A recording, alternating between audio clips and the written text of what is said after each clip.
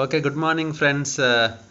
Today we are looking into Indian corporate law, the first chapter, and it is meaning, characteristics, and types of a company. It also consists of topics like lifting of corporate law, which is being given in another file separately. It is uploaded in Google Classroom, and we will have a video on that little later. Okay so my dear friends, ಇವತ್ತು ನಾವು company ಲಾ ಬಗ್ಗೆ ಮಾತಾಡ್ತೇವೆ. So first chapter introduction ಅಂತ ಉಂಟು, ಅದರಲ್ಲಿ ನಾವು we are going to study all this concepts, objective, introduction, meaning of company, company characteristics, company types, ಸಮ್ಮರಿಗೆಲ್ಲ ಕಲಿತೇವೆ. ಸೊ ನೋಡಿ, ನಿಮಗೆಲ್ಲರಿಗೂ ಗೊತ್ತುಂಟು, ಇಂಟ್ರೊಡಕ್ಷನಲ್ಲಿ ನಾವು ಏನು ಹೇಳ್ತೇವೆ ಅಂದರೆ, industrial revolution has led to the emergence of large organizations, right? So industrial revolution ಏನಾಯ್ತು ಅಂದರೆ, ಇಡೀ ವಿಶ್ವದಲ್ಲಿ ಇಂಡಸ್ಟ್ರಿ ಗ್ರೋತಿಗೆ ಕಾರಣ ಆಯಿತು. ಸೊ ಇಂಡಸ್ಟ್ರಿ ಗ್ರೋತ್ ಆದಾಗ ಎಲ್ಲ ಕಂಪನಿಗಳು ಎಮರ್ಜ್ ಆಗಲಿಕ್ಕೆ ಶುರುವಾದವು. ಸೊ ಕಂಪನಿ ಎಮರ್ಜ್ ಆದಾಗ ಆಟೋಮೆಟಿಕಲಿ ಕ್ಯಾಪಿಟಲ್ ಜಾಸ್ತಿ ಆಗಬೇಕಿತ್ತು. ಸೊ ಆದ ಕಾರಣ ಸೋಲ್ ಟ್ರೇಡಿಂಗ್ ಅಥವಾ partnership firm was not a solution for capital. So ಅದು ಸೊಲ್ಯೂಷನ್ ಆಗಿರಲಿಲ್ಲ. ಕ್ಯಾಪಿಟಲ್ ರೇಸ್ ಮಾಡಲಿಕ್ಕೆ ಬೇಕಾದದ್ದು joint stock companies. Okay, so ಆ ದೃಷ್ಟಿಯಿಂದ ಕಂಪನಿ ಡೆವಲಪ್ಮೆಂಟ್ ಆಗಲಿಕ್ಕೆ ಶುರುವಾಯಿತು. ನಮಗೆ ಜಾಗತಿಕ ಮಟ್ಟದಲ್ಲಿ ನಾವು ನೋಡೋದಾದರೆ ಇವತ್ತು, so if U C the international level, there are companies like Microsoft, Coca-Cola, General Motors, Facebook, Google, all these companies are making a good mark in the entire world. And today, you know, from Indian perspective, Reliance, Bajaj Auto, Infosys Technology, Hindustan Unilever, Ranbaxy Laboratories, Talco company, so all Larsen and turbo. So ಹೀಗೆ ನೀವು stock ಮಾರ್ಕೆಟಲ್ಲಿ ಯಾವುದೆಲ್ಲ company list ಆಗ್ತದೆ ನೋಡಿ, ಅದೆಲ್ಲ joint stock company, ಅಂದರೆ ಪಬ್ಲಿಕ್ಕಿಂದ ಶೇರನ್ನು race ಮಾಡ್ತವೆ. So ಹೀಗೆ ಕಂಪನಿಯ ಡೆವಲಪ್ಮೆಂಟ್ ಆಯಿತು. ಮತ್ತು ಇವತ್ತಿನ ನಾವು ಕಾಂಪಿಟೇಟಿವ್ ವರ್ಲ್ಡಲ್ಲಿ, if you want to see, there is a growth of companies around. Okay, so let us look at the meaning of company. So companies law ಪ್ರಕಾರ ನಾವು ಹೇಳೋದಾದರೆ, company is formed and registered under the act of 1956 ಪ್ರಕಾರ. 2013 ಪ್ರಕಾರ ಕೂಡ ಹೀಗೆ ಉಂಟು, registered under this act or an existing company. So company which is an existing company. Existing company ಏನು ಅಂದರೆ, the company which is formed and registered under any of previous company laws. So company law ಪ್ರಕಾರ ಆದಂಥ company. So ಈಗ ಇದು joint stock ಕಂಪನಿಯ meaning. So ಈಗ ಇನ್ನೊಂದು meaning ನಾವು ಸ್ವಲ್ಪ ಒಳ್ಳೆಯ ರೀತಿಯಲ್ಲಿ ತೆಗೆದುಕೊಳ್ಳೋದಾದರೆ, ಅಂದರೆ ಬ್ರಾಡರ್ ಮೀನಿಂಗ್ ತೆಗೆದುಕೊಳ್ಳೋದಾದರೆ, a company is an association of many persons.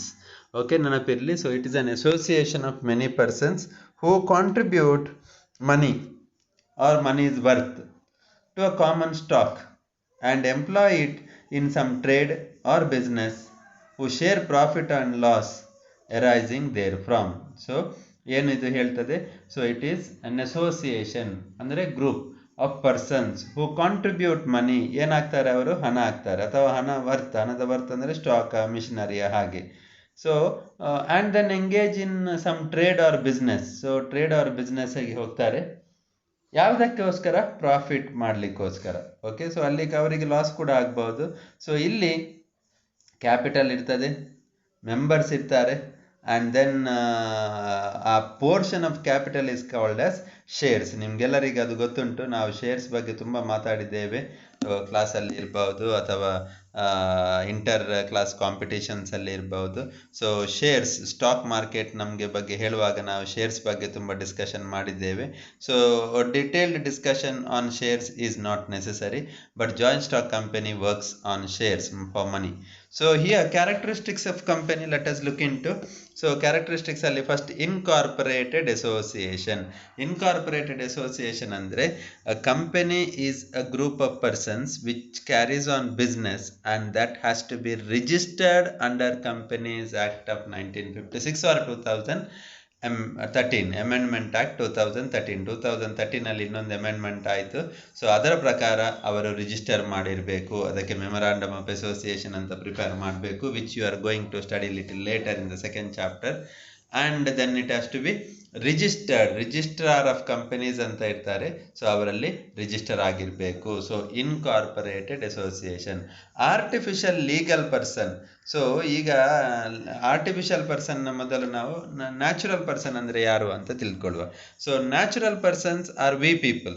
ನಾವು ಇದನ್ನು ನ್ಯಾಚುರಲ್ ಪರ್ಸನ್ ಅಂತ ಹೇಳುದು. ಅಂದರೆ ನಮಗೆ ಏನೆಲ್ಲ ರೈಟ್ಸ್ ಉಂಟು ಅದೆಲ್ಲ rights are given to company also. So it is a artificial person. ಜೀವ ಇಲ್ಲ ಅಂತ ಮಾತ್ರ ಬಿಟ್ಟರೆ ಮತ್ತೆಲ್ಲ ಇದು ನಮಗೆ ಇರುವಂಥ ರೈಟ್ಸ್ ಅದಕ್ಕೆ ಕೂಡ ಇರ್ತದೆ. ಅಂದರೆ it is being represented by board of directors who are elected by shareholders. ಅಂದರೆ ಒಂದು ಕಂಪನಿ ಕಾಂಟ್ರಾಕ್ಟ್ ಮಾಡಬಹುದು. ಸೊ ಕಾಂಟ್ರಾಕ್ಟ್ ಮಾಡೋದು ಅಂದರೆ ಆರ್ಟಿಫಿಷಿಯಲ್ ಪರ್ಸನ್ ಹೇಗೆ ಮಾಡ್ತದೆ? So there is a representative board of directors who manage the company, who are part of contract, who undertake contract, and there is a common seal in the company. So it is a legal person. It can write and dispose property. It can enter into agreement. Nodi illi idella ಮಾಡಬಹುದು company.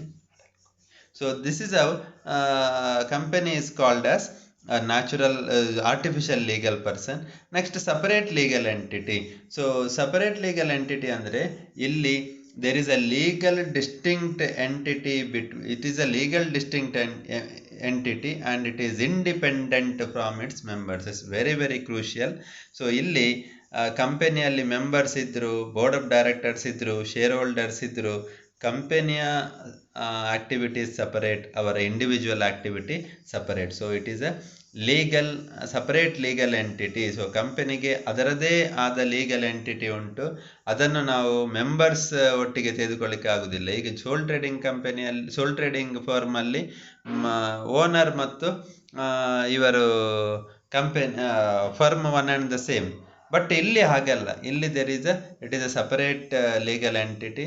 It is separated from the shareholders. So ಈ particular ಪಾಯಿಂಟಿಗೆ ಒಂದು very famous case I would like to explain, and that is Salomon versus Salomon company limited. Very famous case in company law. Everywhere this particular case is talked about for separate legal entity. So all of you must know about this particular case. Let me explain this case for you.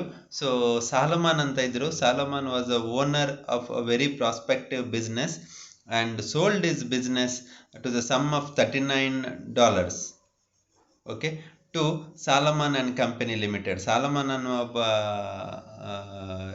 ಇದ್ದ. ಅವನ business ಅನ್ನು $39,000 ಸಾಲಮಾನ್ company ಅಂತ ಒಂದು ಮಾಡಿದ, sale ಮಾಡಿ. Okay, so ಇಲ್ಲಿ ಏನು ಮಾಡಿದ, ಒಬ್ಬ ಇಂಡಿವಿಜುವಲ್ ಬಿಸ್ನೆಸ್ ಅನ್ನು ಕಂಪನಿ ಆಗಿ ಕನ್ವರ್ಟ್ ಮಾಡಿದ, ಅದಕ್ಕೆ ಸೇಲ್ ಮಾಡಿದ. ಹಾಗೆ $39,000 ಅನ್ನು ತೆಗೆದುಕೊಂಡ. ಸೊ ಅಲ್ಲಿ ಸಾಲಮಾನ್ ಆ ಕಂಪನಿಯಲ್ಲಿ ಇದ್ದದ್ದು ಯಾರಂದರೆ ಸಾಲಮಾನ್, ಅವನ ವೈಫ್, ಅವನ ಡಾಟರ್ ಮತ್ತು ಅವನ 4 sons. ಯಾಕಂದರೆ ಅದು ಪ್ರೈವೇಟ್ ಕಂಪನಿ ಅಲ್ಲ, ಪಬ್ಲಿಕ್ ಕಂಪನಿ. ಸೊ ಪಬ್ಲಿಕ್ ಕಂಪನಿಯಲ್ಲಿ minimum 7 members are required. So minimum 7 members ಅಲ್ಲಿ ಬಂದರು. Okay, so purchase consideration was paid by the company by allotment of 20,000 shares. So ಅಂದರೆ ಅವರಿಗೆ 39,000 ಹೇಗೆ ಸಿಕ್ಕಿತು ಅಂತ 20,000 ಶೇರ್ಸ್ ಆಯಿತು, ಮತ್ತು 10,000 ಡಿಬೆಂಚರ್ಸ್ ಕೊಟ್ಟರು, ಮತ್ತು ಬ್ಯಾಲೆನ್ಸ್ ಕ್ಯಾಶ್ ಅವನಿಗೆ ಸಾಲಮಾನಿಗೆ ಸಿಕ್ಕಿತು. ಅಂದರೆ $9,000 ಕ್ಯಾಶ್ ಸಿಕ್ಕಿತು. So debentures carried floating charge on the assets of the company. ಅಂದರೆ ಡಿಬೆಂಚರ್ಸಿಗೆ ಕಂಪನಿಯ ಅಸೆಟ್ಸಿನ ಮೇಲೆ ಕೊಟ್ಟಿದ್ದರು. ಸೊ 1 ಶೇರ್ ಅದು ನಿಮ್ಗೆ ಗೊತ್ತಾಗ್ತದೆ, 20,000 ಶೇರ್ಸಿಗೆ ಒಂದೊಂದು ಶೇರ್ಸ್ ಆಗಿ $1 ಆಗಿ 20,000 ಸಿಕ್ಕಿತು. So Salomon's 2 sons became the directors of the company. So ಕಂಪನಿಗೆ ಡೈರೆಕ್ಟರ್ ಅಂತ ಬೇಕು. ಸೊ ಇಬ್ಬರು ಸಾಲಮಾನ್ ಮತ್ತು ಅವನ ಇಬ್ಬರು ಮಕ್ಕಳು ಮಗಂದಿರು ಡೈರೆಕ್ಟರ್ ಆದರು. And Salomon was a managing director, ಅಂದರೆ ಅವನು ಹೆಡ್ ಆಗಿದ್ದ. ಸೊ ಇದು ಅವರ ಬಿಸ್ನೆಸ್. ಸೊ ಸ್ವಲ್ಪ ಸಮಯದಲ್ಲಿ company went into liquidation, ಅಂದರೆ ಲಾಸ್ ಆಯಿತು, ಏನೋ ಪ್ರಾಬ್ಲಮ್ ಆಯಿತು, ಕಂಪನಿ ಕ್ಲೋಸ್ ಆಯಿತು. ಓಕೆ, ಈಗ ಬರೋದು. ಸೊ ಕಂಪನಿ ಕ್ಲೋಸ್ ಆಗುವಾಗ there were only $6,000 asset. Okay, but liability ಅಂದರೆ ಎಷ್ಟು ಕೊಡಬೇಕಾಗಿದ್ದು, ಒಂದು ಡಿಬೆಂಚರ್ಸ್ ಒಂದು $10,000 ಇತ್ತು, ಮತ್ತು ಅನ್ಸೆಕ್ಯೂರ್ಡ್ ಕ್ರೆಡಿಟರ್ಸ್ ಅಂದರೆ ಈಗ ಓನ್ ಬಿಸ್ನೆಸ್ ಸಪ್ಲಯರ್ಸ್ ಇರ್ಬೋದು, ಅಥವಾ ಲೋನ್ ಕೊಟ್ಟವರು ಚಿಕ್ಕದಿರ್ಬೋದು. ಸೊ ಅವರು ಅಂದರೆ ಯಾವುದೇ ಚಾರ್ಜ್ ಇಲ್ಲ. ಸೊ ಅವರು $7,000 ಇತ್ತು. So the assets were running short of liabilities by 11,000. ಅಂದರೆ ಅಲ್ಲಿ ಹಣ ಇದ್ದದ್ದು $6,000, ಬಟ್ ಕೊಡಬೇಕಾದದ್ದು ಎಷ್ಟು, 10,000 ಸಾಲಮನ್ನಾ ಡಿಬೆಂಚರ್ ಮತ್ತು ಅನ್ಸೆಕ್ಯೂರ್ಡ್ ಕ್ರೆಡಿಟರ್ಸ್ ಅಂತ ಅವರಿಗೆ 7,000 ಕೊಡಬೇಕಾಗಿತ್ತು. ಸೊ ಈಗ ರೂಲ್ ಪ್ರಕಾರ ಏನು ಮಾಡಿದ, ಸಾಲಮನ್ ಏನು ಮಾಡಿದ, ಈ $6,000 ಕೂಡ ನನಗೆ ಬರಬೇಕು, ಯಾಕಂದರೆ ನಾನು ಡಿಬೆಂಚರ್ ಹೋಲ್ಡರ್, ನನ್ನ ಡಿಬೆಂಚರನ್ನು ಮೊದಲು ಪೇ ಮಾಡಬೇಕು ಅಂತ ಬಂತು. ಆಗ ಇವರು ಅನ್ಸೆಕ್ಯೂರ್ಡ್ ಕ್ರೆಡಿಟರ್ಸ್ ಏನು ಹೇಳಿದ್ರು ಅಂದರೆ, ಇಲ್ಲ ಡಿಬೆಂಚರ್ ಹೋಲ್ಡರ್ ನೀನಾಗಿರ್ಬೋದು, ಮತ್ತು ನೀನೇ managing director. So managing director Salomon ಮತ್ತು Salomon company one and the same, ಇದರಲ್ಲಿ ಡಿಫ್ರೆನ್ಸ್ ಏನಿಲ್ಲ, ನೀನೇ ಮ್ಯಾನೇಜಿಂಗ್ ಡೈರೆಕ್ಟರ್. ಸೊ ಆದ ಕಾರಣ ಸಾಲಮನ್ನೇ ಕೊಡುವುದಲ್ಲ, ನಮಗೆ ಕೊಡಬೇಕು $6,000, $6,000 ಆ 7,000ದಲ್ಲಿ ಅಂತ ಹೇಳಿದರು.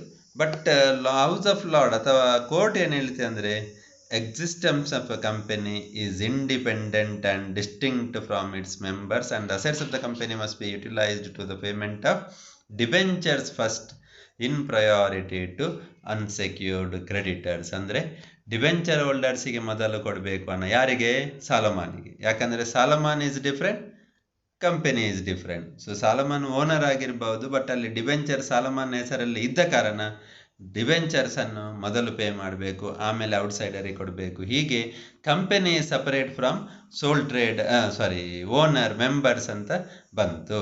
ಇದಕ್ಕೆ ಸಪರೇಟ್ ಲೀಗಲ್ ಎಂಟಿಟಿ ಅಂತ ಹೇಳ್ತೇವೆ. Fourth one is perpetual existence. Perpetual existence ಅಂದರೆ ಲಾಂಗ್ ಟರ್ಮ್. ಅಂದರೆ ಇದು ಕಂಪನಿ ನಾವು ಮಾಡೋದು ಒಂದು 2 ವರ್ಷಕ್ಕೆ, 3 ವರ್ಷಕ್ಕೆ, 4 ವರ್ಷಕ್ಕೆ ಅಂತಲ್ಲ, it is for continuous existence ಅಂತ ಹೇಳ್ತಾರೆ. ಅಂದರೆ ಇದಕ್ಕೆ ಮೆಂಬರ್ ಹೋಗಲಿ, ಮೆಂಬರ್ ರಿಟೈರ್ಡ್ ಆಗಲಿ, ಮೆಂಬರ್ ಡೆತ್ ಆಗಲಿ, ಮೆಂಬರ್ ಇನ್ಸಾಲ್ವೆನ್ಸಿ ಆಗಲಿ, ಕಂಪನಿ ನಡೀತಾ ಇರ್ತದೆ. So company will run on its own. So that is perpetual existence. Common seal, ಕಂಪನಿಗೆ ಅದರದೇ ಆದ ಸೀಲ್ ಇರ್ತದೆ. ಯಾಕಂದರೆ ಕಂಪನಿಗೆ ಅಲ್ಲಿ ಇದು ಮಾಡ್ಬೋದು, ಎಗ್ರಿಮೆಂಟ್ ಆಗ್ಬೋದು, ಕಾಂಟ್ರಾಕ್ಟ್ ಆಗ್ಬೋದು, ಅಥವಾ ಬೇರೆ ಯಾವುದೇ ಇದಾಗ್ಬೋದು. ಅಲ್ಲಿ ಕಂಪನಿಯ ಸೀಲ್ ಹಾಕಿದರೆ ಅದಕ್ಕೆ ವ್ಯಾಲಿಡಿಟಿ ಬರ್ತದೆ, ಕಂಪನಿ ಅಂತ ಆಗ್ತದೆ. ಯಾಕಂದರೆ ಕಂಪನಿಗೆ ಸೈನ್ ಮಾಡಲಿಕ್ಕೆ ಆಗೋದಿಲ್ಲ ಅಲ್ವಾ. So it is an artificial person, so it cannot sign. So that is why ಅಲ್ಲಿ ಸೀಲ್ ಅಂತ ಇರ್ತದೆ. ನೆಕ್ಸ್ಟ್ ಬರೋದು ಲಿಮಿಟೆಡ್ ಲಯಬಿಲಿಟಿ. ನೋಡಿ, liability is limited by guarantee ಅಥವಾ shares. In case of shares ಅಂದರೆ ಇಲ್ಲಿ ಲಯಬಿಲಿಟಿ ಅನ್ಲಿಮಿಟೆಡ್ ಅಲ್ಲ. ನೋಡಿ, ಅನ್ಲಿಮಿಟೆಡ್ ಅಂದರೆ ಅವನು ಯಾವುದೇ ಪರ್ಸನಲ್ ಹಣ ಕೂಡ ಕಂಪನಿ ಲಾಸ್ ಆದರೆ ಕೊಡಬೇಕು, ಅದಲ್ಲ. ಇಲ್ಲಿ ಅವನ liability limited in case of company.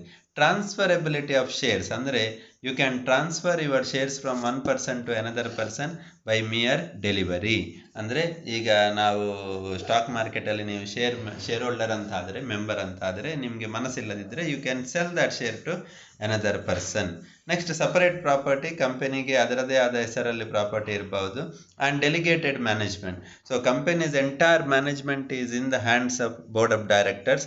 These directors are managed or elected by our shareholders. Okay, shareholders elect ಮಾಡ್ತಾರೆ. ಸೊ ಈಗ ಇಷ್ಟನ್ನು ನಾವು ಕಂಪನಿಯ ಮೀನಿಂಗ್ ಮತ್ತು ಕ್ಯಾರೆಕ್ಟರಿಸ್ಟಿಕ್ಸನ್ನು ನೋಡಿದೆವು. ಈಗ we will just focus on company and partnership. ಏನಾದರೂ ಡಿಫ್ರೆನ್ಸ್ ಉಂಟಾ ಕಂಪನಿ ಮತ್ತು ಪಾರ್ಟ್ನರ್ಶಿಪ್ಪಿಗೆ? ಸೊ ಇಲ್ಲಿ ಕಂಪನಿನ ಮೋಡ್ ಆಫ್ ಕ್ರಿಯೇಷನ್ ಹೇಗೆ ಆಗ್ತದೆ ಅಂದರೆ ರಿಜಿಸ್ಟ್ರೇಷನ್ ಮೂಲಕ, ಲಾದಲ್ಲ ಮೂಲಕ. ಬಟ್ ಪಾರ್ಟ್ನರ್ಶಿಪ್ ಅಗ್ರಿಮೆಂಟ್ ಇದ್ದರೆ ಸಾಕು. ಲೀಗಲ್ ಸ್ಟ್ಯಾಟ್ಯೂಟ್, ಇಲ್ಲಿ ನಿಮಗೆ ಲೀಗಲ್ ಎಂಟಿಟಿ ಉಂಟು, ಬಟ್ ಫರ್ಮ್ ಆ್ಯಂಡ್ ಪಾರ್ಟ್ನರ್ಶಿಪ್ಪಲ್ಲಿ ಇಬ್ಬರು ಒಂದೇ. ಓಕೆ, ಇಲ್ಲಿ ಸಪರೇಟ್ ಲೀಗಲ್ ಎಂಟಿಟಿ ಆಗ ನಾವು ಮಾತಾಡಿದ್ದೇವೆ Salomon. Limited by liability limited, but ಇಲ್ಲಿ ಅನ್ಲಿಮಿಟೆಡ್ ಲಯಬಿಲಿಟಿ ಪಾರ್ಟ್ನರ್ಶಿಪ್ಪಲ್ಲಿ. ಅಥಾರಿಟಿ ಏನಂದರೆ ownership and management, representative management ಅಂತ ಹೇಳಿದೆ ಆಲ್ರೆಡಿ, ಬೋರ್ಡ್ ಆಫ್ ಡೈರೆಕ್ಟರ್ಸ್ ಇದು ಮಾಡ್ತಾರೆ. ಬಟ್ ಇಲ್ಲಿ ಹಾಗೆ ಅಲ್ಲ, ಇಲ್ಲಿ ಓನರೇ ಮ್ಯಾನೇಜ್ ಮಾಡ್ಬೋದು. Okay, transferability of shares, it is free transferable by mere delivery. ಆದರೂ ಇಲ್ಲಿ ಪಾರ್ಟ್ನರ್ಶಿಪ್ಪಲ್ಲಿ ಹಾಗೆ ಆಗೋದಿಲ್ಲ. Number of numbers, minimum number 2 in case of private, maximum 50. But ಪಬ್ಲಿಕಲ್ಲಿ ಮಿನಿಮಮ್ 7, ಮ್ಯಾಕ್ಸಿಮಮ್ ಅನ್ಲಿಮಿಟೆಡ್. ಬಟ್ ಇಲ್ಲಿ ಪಾರ್ಟ್ನರ್ಶಿಪ್ಪಲ್ಲಿ ಮಿನಿಮಮ್ 2 ಮತ್ತು ಮ್ಯಾಕ್ಸಿಮಮ್ 20. ನಿಮ್ಗೆ ಗೊತ್ತುಂಟು ಬ್ಯಾಂಕಿಂಗ್ ಮತ್ತು ನಾನ್ ಬ್ಯಾಂಕಿಂಗ್ ಬಿಸ್ನೆಸ್ಸಲ್ಲಿ. ಸೊ ರಿಸೋರ್ಸಸ್, ಲಾರ್ಜ್ ರಿಸೋರ್ಸಸ್ ಇರ್ತದೆ ಕಂಪನಿಯಲ್ಲಿ, ಬಟ್ ಪಾರ್ಟ್ನರ್ಶಿಪ್ಪಲ್ಲಿ ಸ್ಮಾಲ್ ರಿಸೋರ್ಸಸ್ ಇರ್ತದೆ. General powers memorandum of association powers ಕೊಟ್ಟಿರ್ತದೆ. ಸೊ ಇಲ್ಲಿ ಹಾಗೆಲ್ಲ ಎಗ್ರಿಮೆಂಟ್ ಮೂಲಕ ಪವರ್ಸ್ ಇರ್ತದೆ.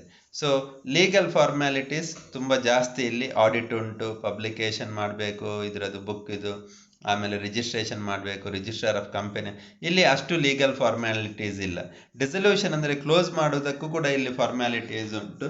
But in case of partnership firm close ಮಾಡೋದು ತುಂಬ ಸುಲಭ. ಸೊ ಈ ರೀತಿ ನಾವು in today's class we have looked into company and company's characteristics and difference between company and partnership firm. So with this, the first aspect of company chapter, first concept of company's Indian corporate law chapter is finished. So thank you very much. We will have a discussion, further discussion in our online classroom. Thank you.